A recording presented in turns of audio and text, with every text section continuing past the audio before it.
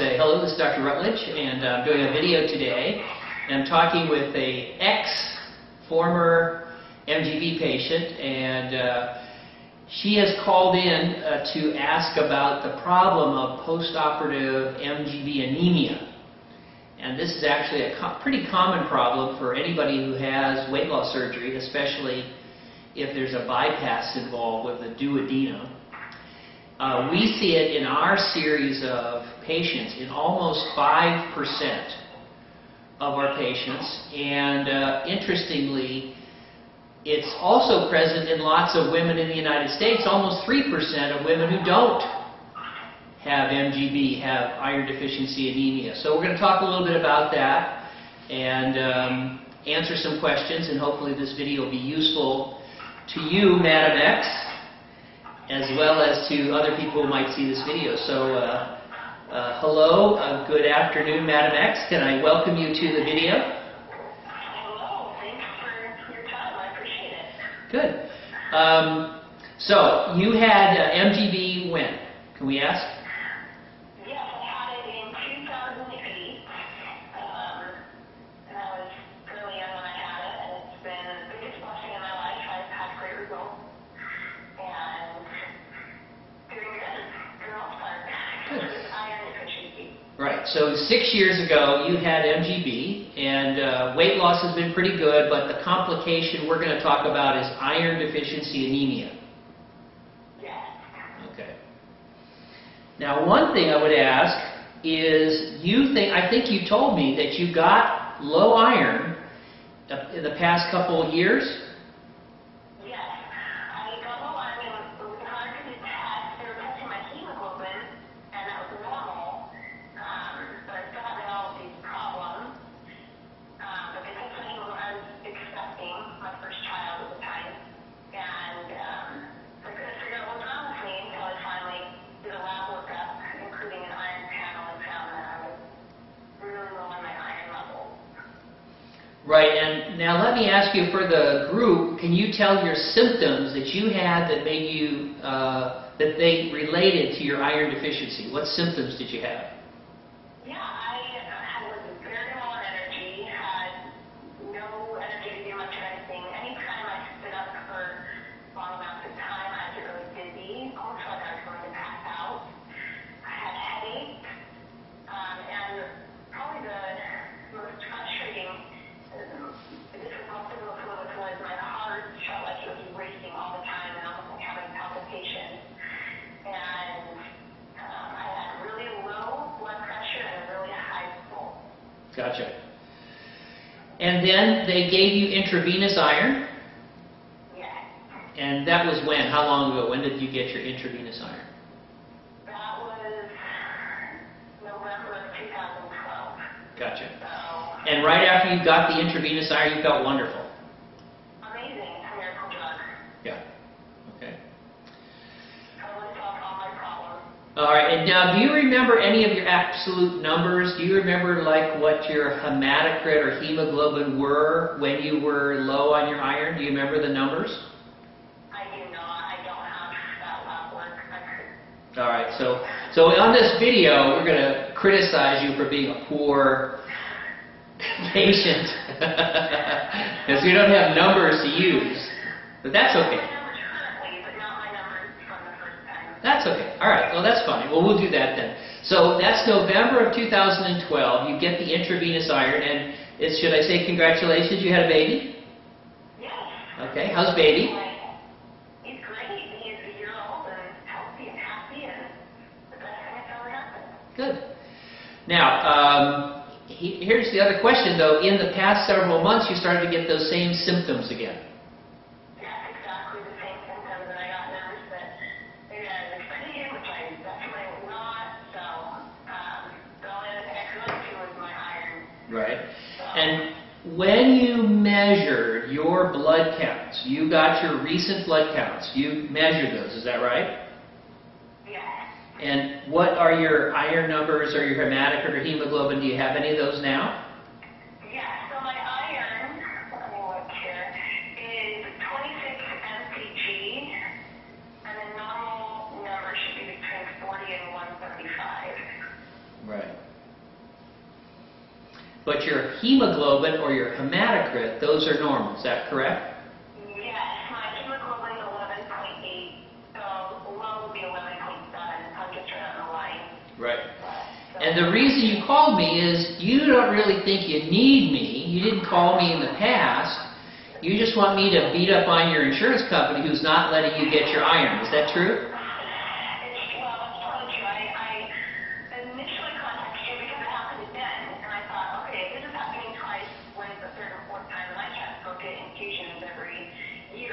Right.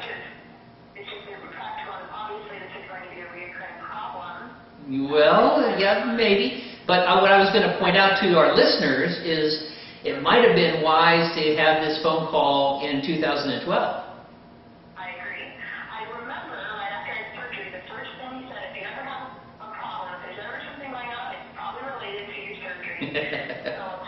So whatever it is, and it's been true every time that there's been something else wrong, all these things, anything like that, it has to do with my surgery. Always blame the surgery first. But all the good things, we also blame on the MGB also, right? It's true. We just hope that you can have a few more good than bad. Yeah. One other reason I didn't contact you also is I figured it's very common in pregnant women to have iron problems. So I figured, oh, it's probably because I'm pregnant and, not just the MGB. That's very true, but what I'm going to do, if I may, I'm going to be a little bit critical of you, not of you, but for the other people who might be listening. Because you got the intravenous iron and you felt better, even though your hematocrit was not low, and now it's in your mind that the low iron is causing these new symptoms, even though it might not be the iron. Okay. Uh-huh.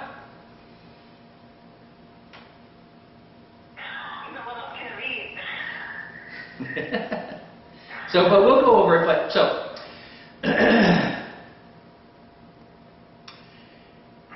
when you had your surgery, you were a little bit overweight. Yes. Okay.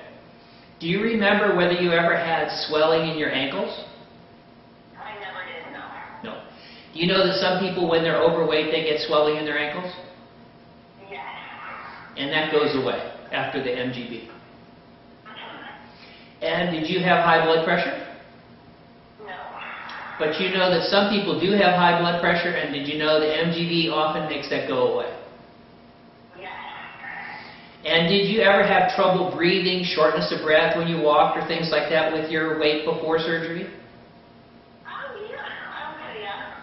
A lot of people have that, and it often gets better after the MGB. Correct, yes. Mine did. Okay. Why? Why do all those things happen? Do you know the detail of what's happening in your body that explains those changes and some of the others that go on? I don't. Okay, good. That was the answer I was hoping for, because then I can sound wise and tell you. Here's the deal, that when people are heavy, they often get big swollen ankles, high blood pressure, and shortness of breath with fluid in their lungs, and they can also get headaches and a swollen head because there's fluid actually in the skull and high intracranial pressure such that it can even cause blindness just from extra fluid. So when somebody is heavy, they get pathology. Pathology means disease or damage or illness, or basically the normal function of the body is deranged by the obesity. That along with being heavy and the extra fat, the other hormones in the body go out. So for example, you may or may not be aware that lots of women who are overweight have trouble conceiving and trouble having a baby. But MGB often helps. And one of the things the MGB does, it causes a massive diuresis. And massive diuresis is a very delicate way to say that you kind of pee out a lot of fluid. And to me it sounds a lot more professional to say massive diuresis than you pee out a lot of pee. But if you think of our patients, and you may know, some other patients, when they get the surgery, their blood pressure comes down because they are having the massive diuresis. They are actually peeing fluid out of the intravascular space. Their blood volume goes down. Their ankle swelling goes down because the water, the extra water that was being retained in that obese patient's ankles comes out. Is that a pretty rapid process within the first few weeks, or is that something like the weight loss that... It's both rapid and chronic, and that's where we're going to explain some of your weak and dizzies you felt. So I'm getting to something I want to talk about, but your question's a good one. I'm heading towards a more specific answer. But stay with me for just another minute. We're going to come back to your question. So we have many people who can't breathe. They can't walk upstairs, and their lungs are full of fluid. And when that fluid happens in their lungs, they have trouble getting oxygen in, and they're weak and tired, and they have, after surgery with MGB, a massive diuresis, and the water comes out of their lungs. Almost like you took a sponge and squeezed out the water. And suddenly they can breathe. They can walk up steps. They can go on run marathons and do all kinds of crazy things because now the fluid in the lungs is decreased. Oftentimes the fluid in the skull goes down, so the intracranial pressure goes down, so we cure some patients who have high intracranial pressure and have had people who were losing their eyesight suddenly get better because the pressure in the brain, which was pinching their optic nerves, gets better. Not only that, imagine that we took a needle and stuck it into your knee joint and pumped in a bunch of extra fluid, so it was under high pressure. I would think that would hurt. Yeah. So we have a lot of patients who have arthritis pain. And when they lose all this fluid, oftentimes the swelling in their joints go down and they have less arthritis pain, less back pain, less knee pain, and they can walk again. Sounds good, right? Sounds amazing. Yeah, so it's pretty cool. But let's take somebody with a milder form of obesity and we cause them to have a massive diuresis from the MGB.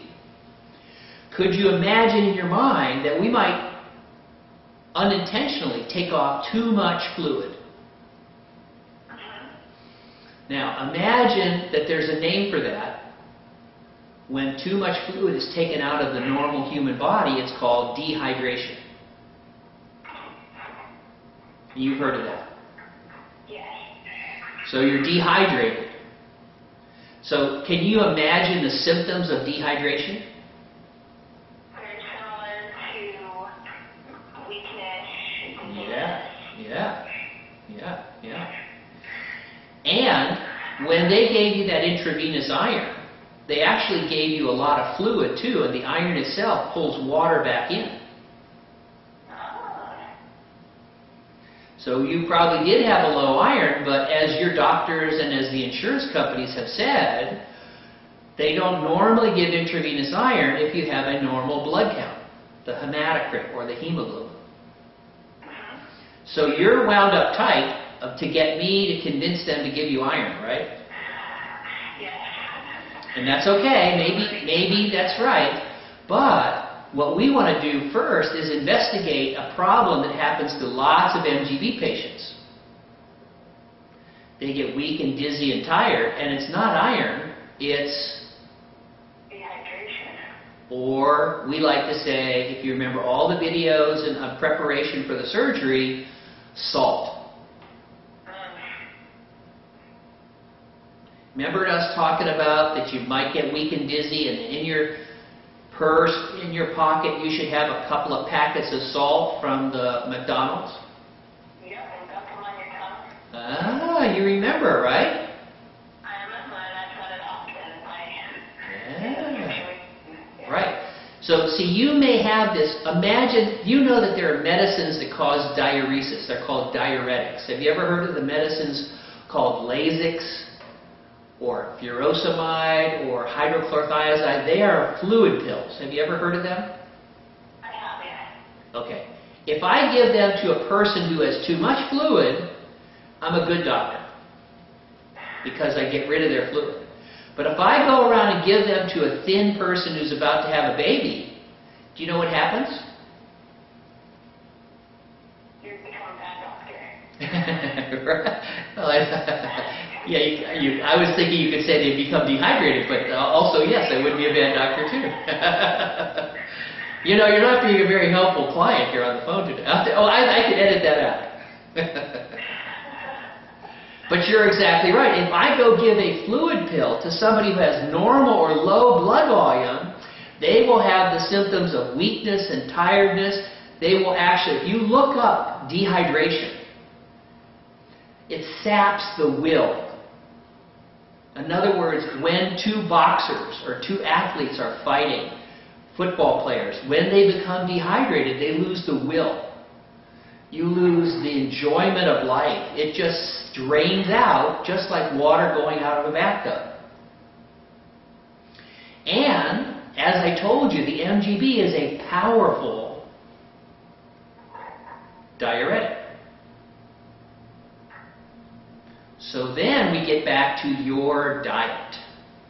So if it's all right with you, I'm going to go through some normal days. And I'd like you to describe, if you don't mind, the answer to some questions. I'm going to ask you about what you eat and drink during the day. Is that okay? Yeah, that's fine. Although you can't chastise me too badly. Oh, you're in for a major chat. You said I was a bad doctor. You're going to get such chastisement. Okay, you ready? Yeah. All right. What time did you get up this morning? I woke up at 7:30. Great. And then when did you eat? I ate about 8:15. Okay. And what did you have? Granola and some strawberries and a little bit of yogurt. Good. Okay. And then when did you eat again? What time? Yeah. I ate, let's see, probably 10:30. Good. What did you have? Half a banana with my baby. Good. Baby and banana. Good. B and B. All right. When did you eat again? About 1:30. Okay. What did you have? I had a chicken taco. Good. Very good. And what did you have for dinner last night? Last night, I had the chicken taco, the same as the chicken taco I made. Okay. All right. And that was about what time? That was about 6. Good.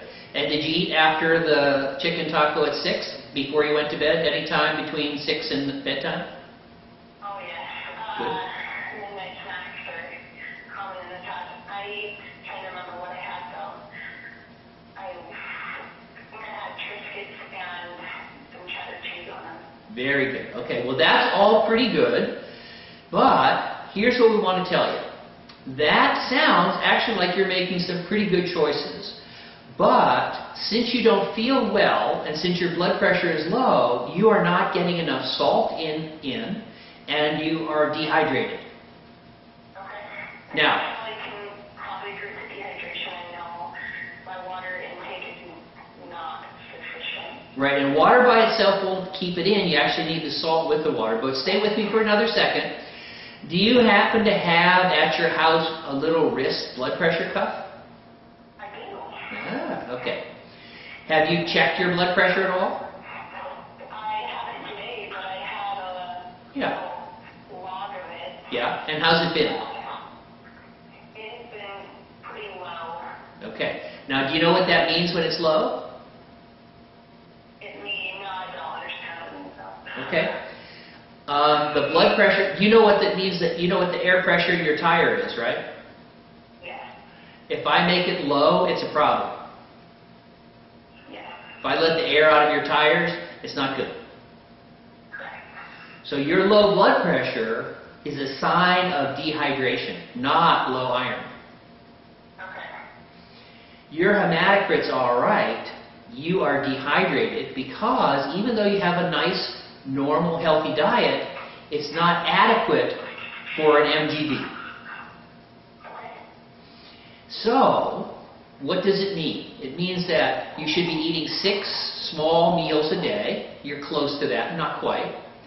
And when you have something, guess what you should add to each meal? Right. So the banana is good and healthy, but it doesn't have salt. And you don't have to measure your blood pressure all the time, but it's good to measure it. But if you stand up quickly, after sitting or lying down for a few minutes, do you get kind of weak and dizzy? Yeah.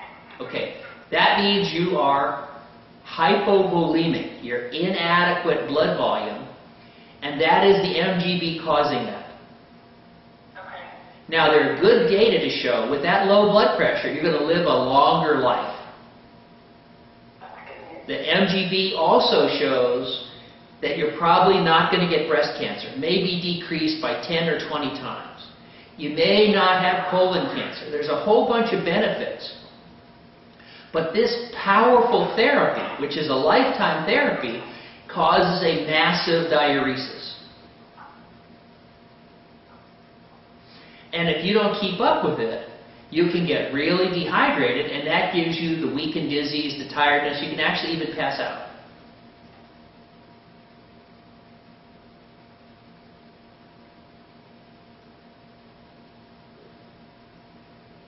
Hello? I'm here, so I just listening. Yeah. So, that's easy to fix. It means that when you have a meal, you should have something salty. And like you mentioned, those Triscuits, lots of sodium in them. So you could add a couple of Triscuits maybe to your breakfast or something else. You could have a little bit of eggs, but everything gets extra salt because of the MGB. But no one else in the family can have the salt. Only the MGB people. MGB, salt, yes. All the rest of us in the world, no. So not for baby, not for everyone else. Salt for me, no. Salt for you, yes. And how can you tell if you're getting enough salt in water? See how you feel. All right? Now, that doesn't leave out iron deficiency anemia. We want to come back and talk about that. But probably your main problem is not enough salt.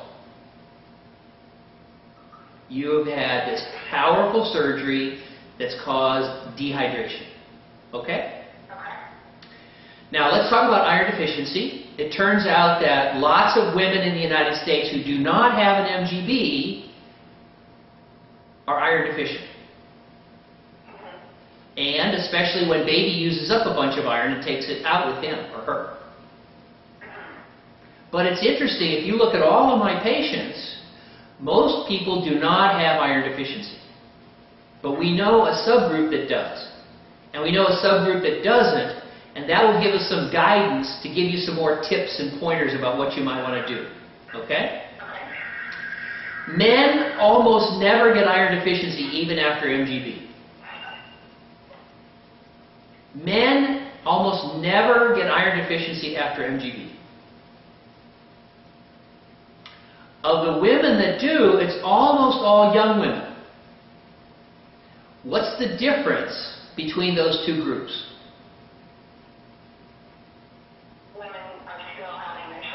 Exactly. In other words, what we're saying is, if I give a random person, just walk up, randomly choose somebody and do an MGB on them without them knowing it, put chloroform over their face, do an MGB, and they wake up, we can tell you that if they're a guy, they're not going to have any trouble with iron deficiency anemia, according to my data. It's not 100%, but it's like 99%. They're not going to get iron deficiency anemia. If they're a young woman, it's up to 5%. That's like 1 out of 20. That's very common, right? So let me say that one more time because it's going to give us a hint as to what should we do to treat and prevent iron deficiency anemia. So men don't get it. Young women do. Let me say it again. Men do not get it. Young women do. So what is the first thing we should do if we have a bucket in the backyard that has a hole in the bottom of the bucket? If we want to fill it up, what's the very first thing we should do?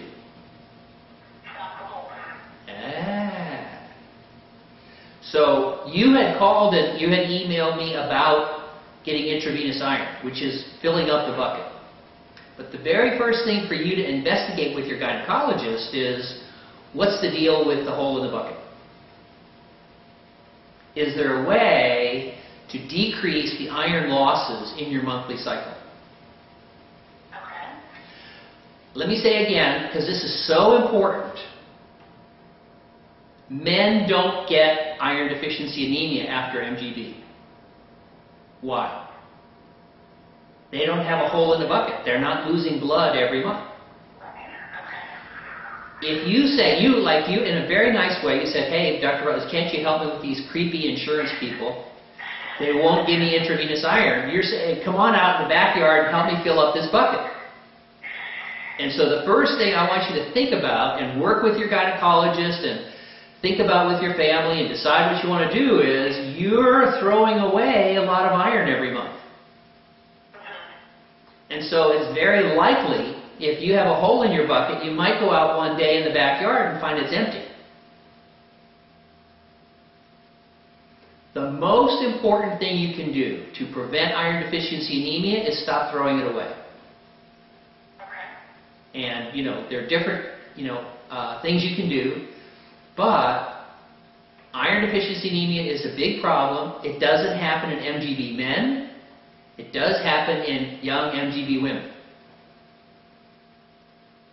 You can give intravenous iron and iron tablets and cook in iron pots and do all the things we're going to talk about in a few minutes. But the most important thing is stop throwing it away. Okay?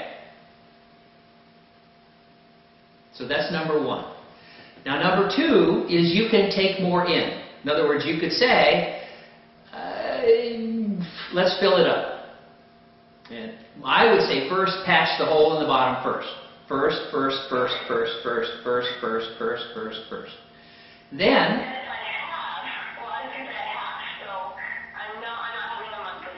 at all. Good. All right. Then. Okay. You're not losing any blood monthly cycle. Okay. Then the next thing you do is then you fill up the bucket.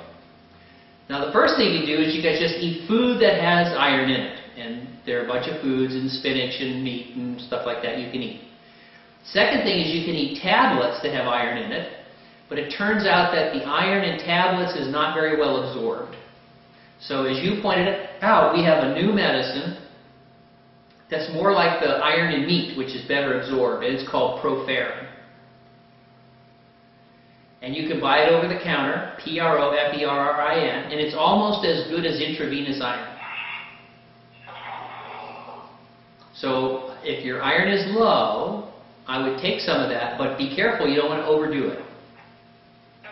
But instead of intravenous iron, what I would do with your hematocrit being roughly normal, your hemoglobin being roughly normal, is I'd try some Proferin. There are a couple of other things you can do. One is you can take some vitamin C and some iron tablets, regular plain old iron tablets that you could get from your doctor. And they're ferrous sulfate or ferrous fumarate or other things. And if your doctor agrees, that's not a bad thing to do. And if you take the iron, taking it with some vitamin C or some orange juice or lemon juice may be a good thing in helping it better absorb in the gut. The other thing you can do, which has been shown to work in third world countries, is you can cook in iron pots. So you know cast iron pots? Well, you probably have some nice, expensive aluminum something pots. So you want to go and find Grammy, Aunt Grammy's iron pots and cook everything in iron pots. You'll get some iron there in your food. And then, worst comes to worst, if your hematocrit or hemoglobin go down, then I would consider the iron intravenous. But I'll wager that you're going to feel a lot better if you pay more attention to the salt. It's definitely true that you can have iron deficiency, and you've got a good reason for it. You've had a pregnancy and an MGB, that combination. And it's good that you're not having any more blood loss. And now you should be able to kind of fix that up because you're more like the guys in our series, and men don't get iron deficiency. So if you can put some of that iron back in, and the proferin, the iron tablets, the iron pots, and a little vitamin C, and then some foods that have iron like spinach and red meat, that can help build your iron back up.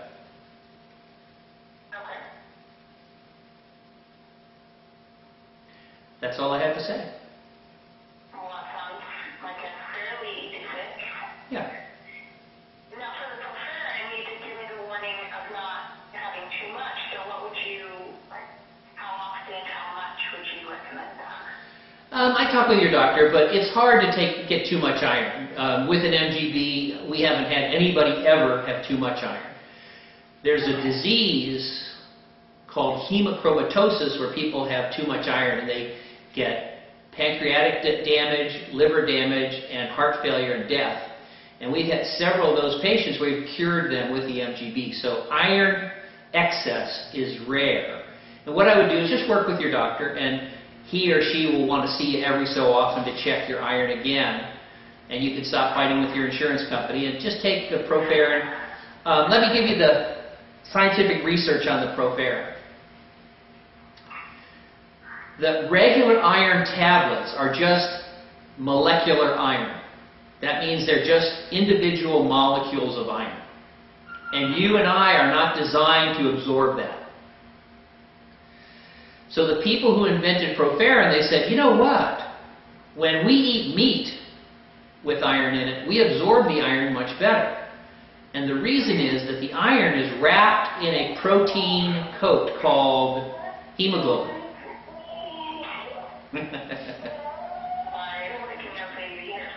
All right, well, I'll finish up. Anyways, they did a study and they found that proferin was almost as good as intravenous iron. Okay. So, proferin. All right, proferin. Okay? And this video will be up online in a couple of days, and you can refer to it if you wish. That would be great. I really appreciate your time. Yeah, very good. Good. Say hi to everybody for me. Sure. Is there a reason that my hemoglobin is normal? I guess, well, pretty close to normal, but I'm still losing the iron even though I've stopped. You talked about putting in the bucket, so I've done that. And right after I had the baby, I tried to stand like it, but I still had the drop in iron. I guess I'm concerned that it could happen again. It's not likely. The thing is that when you filled it up, it has more than one space for the iron to go. So, have you ever been filling up the gas tank of your car and it slushes out, and then you wait a minute and then you can fill it back up because it's kind of got a neck to the gas tank? And so when you put that intravenous iron, it filled up for a bit, but then it had to go out to the rest of the body, which is using the iron also. And they said, boy, this is great, we like this iron. And so there's more room for you to fill it back up. That bucket, you filled up kind of the top part, but there's two pieces to the bucket. There's the intravenous, the blood level. There's also iron that's used in the muscle tissue. Almost every cell in the body uses iron as a cofactor for its activity. So it was really happy to get all that iron. So you may still need some more. But the other thing is that it's certainly true you can have symptoms with low iron and normal hemoglobin, but that's not too, I wouldn't put too much on that. And I would say with a little proferin and some of these other things, I'll bet you can fill the bucket back up. And worst comes to worst, if your hemoglobin and your hematocrit and your iron continue to go down, you might need one more intravenous iron. But I have this talk with my MGB young women pretty frequently, and it's usually a once or twice time thing. And then once they get that kind of control. But you know, you gave up a lot with baby. Maybe you were having a menstrual cycle before the surgery, before the baby. So once you get down, it's kind of hard to get back up. But now with this proferin and the intravenous iron, and then if you close the leak, I think you'll be fine. Okay.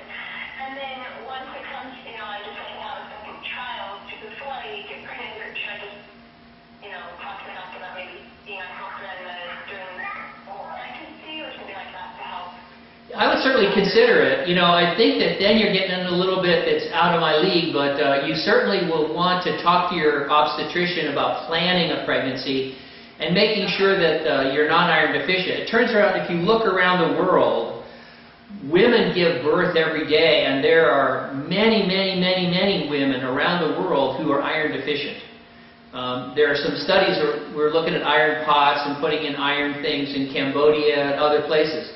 Iron deficiency is a very common disease around the world, and it can be harmful to baby in the baby's development, but you really have to have it pretty severe. I would be very cautious about planning your pregnancy. I would discuss with my obstetrician your levels when you get ready to conceive, and think about that.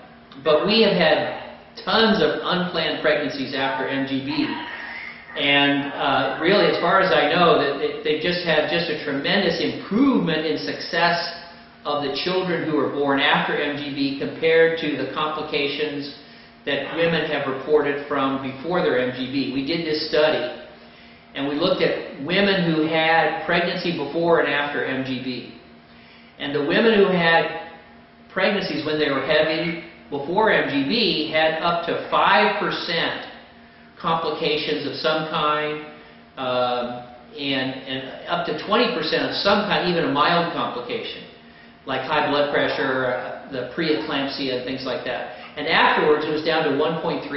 So it's a huge improvement in the success of the pregnancy and the decrease in complications of the pregnancy. But iron deficiency anemia, you can optimize the baby's growth and development with good normal iron levels. So I would be very cautious to discuss it and plan it with your obstetrician. And again, the nice thing is the proferin and the fact that your hemoglobin and hematocrit are not low. If you look at the women who are delivering babies in Africa, and Asia, India, places like that, they're delivering healthy babies every day with extremely low levels of iron. So you do want to optimize it, but we haven't seen any of the kids that I'm aware of where we've seen any trouble from that, but it's certainly wise to pay attention and to plan your pregnancy.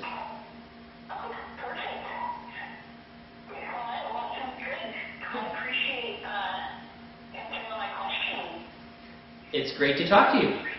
Thank you for letting us use you, Madam X, on the video.